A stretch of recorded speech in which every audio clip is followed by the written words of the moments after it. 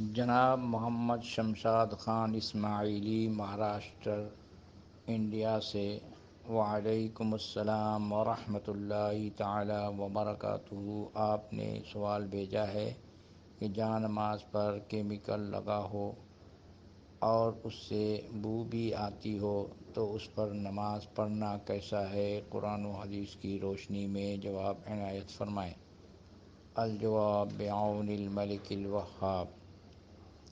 اگر وہ فرش ہے، یعنی کہ زمین ہے اور اس پر کیمیکل لگا ہے، اور تو آج کل کیمیکل میں زیادہ تر کیمیکل ایسے ہی ہوتے ہیں کہ اس میں اسپرٹ کا استعمال کیا جاتا ہے اور اس طرح کی بدبو بھی آ رہی ہے جیسا کہ آپ کہہ رہے ہیں، تو جب تک وہ بدبو آ رہی ہے اس وقت تک اس پر نماز پڑھنا درست نہیں، اور اگر وہ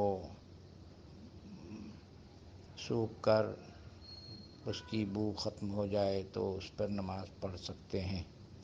اور اگر وہ کپڑے کی جا نماز ہے یا وہ دری وغیرہ ہے یا قالین ہے تو اس کو دھونا ضروری ہے، دھو کر اس کو پاک کیا جائے، پھر اس کے اوپر نماز پڑھی جائے۔